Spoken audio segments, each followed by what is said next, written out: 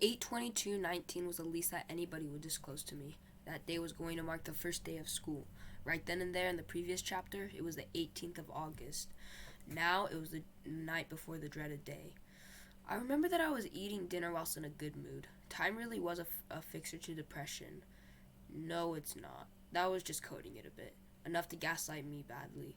If I were another person gaslighting somebody the way I was doing to myself, I'd be in jail. That'd make you insane.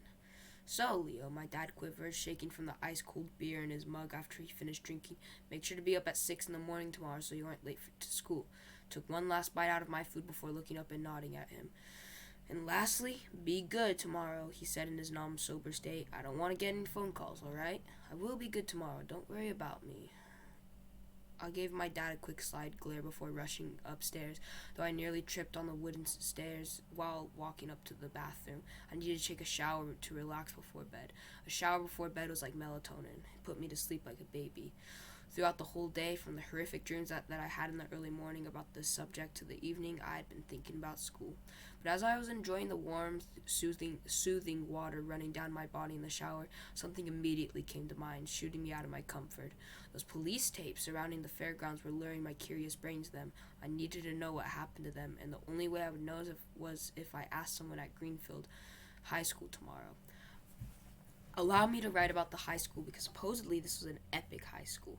The front gate's composition was made of approximately 46% gold, while the rest was sparkled with gems, and the campus is super large along with the cafeteria. The lockers are also really large apparently. They were the size of a closet, which is all I heard about that school. Those were all the buzzing rumors going around. That's all I knew then. After I had finished my shower and got dressed in my pajamas, I was so tired that I didn't even bother setting an alarm, submitting myself to trusting my circadian rhythm for once. I collapsed into my warm mattress, blankets sewed in silk and cotton as I pulled them over myself. I fell asleep in 5 seconds. 8/22/19, Thursday, 6:08 a.m. Leo, what in the world did I say about waking up early? In my half-awake and half-asleep stage, I rolled over to face my dad standing in my doorway. His mouth hung open. My eyes widened to a massive size as I rolled out of bed and fell hard onto the carpeted floor of my bedroom. My blankets completely collapsed onto me right as I was lying there on the floor trying to get up. We're leaving in less than 5 minutes, Leo. My dad said, get yourself dressed and brush your teeth. There isn't enough time for breakfast.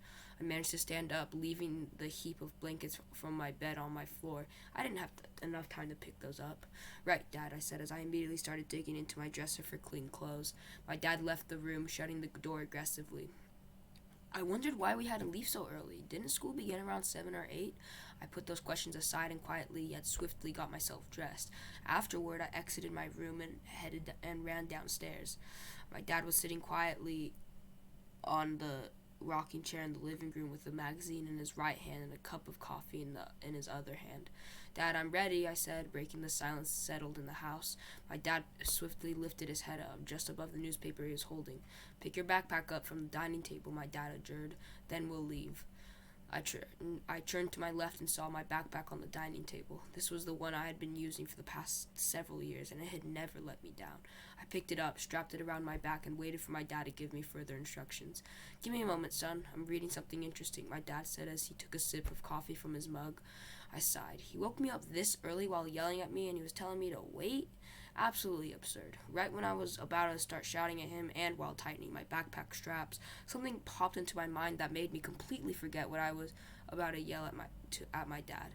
Is the newspaper talking about, shut up, would you? My dad snapped, veins bulging on his brawny neck. I'll tell you when we get in the car. He certainly lost his temper. I was going to ask him if it was about the police tape that I saw surrounding the fairgrounds, but I guess I wouldn't know till this dunderhead got his lazy butt off of the rocking chair and into the car. While I was waiting for my dad to finish his reading, I didn't have any thoughts racing in my mind and was eagerly focused on what my dad was going to announce in a few moments. All right, let's get going, my dad said a couple minutes later, slamming the newspaper down and walking to the front door. But what about the thing you were reading about? I asked in confusion. My dad put his hand on the door handle and opened the front door with immense force, rattling the whole house. Did you hear me earlier? My dad asked in annoyance. After speaking, my dad walked out of the house, slamming the door violently behind him. His anger was felt in the stale air as I stood in silence, shocked. I opened the front door and hopped into the car, the engine turning on as I got into the vehicle. "Will you tell me now?" I asked in extreme annoyance while trying my best to hide that. "No," my dad replied. "After school you'll get to know." "But please, will you shut up and let me drive to school?" my dad yelled at me while putting the car in reverse and driving out of the driveway. I became silent after he yelled. Something definitely got into him. Probably Joshua's death if I had to make a wild guess.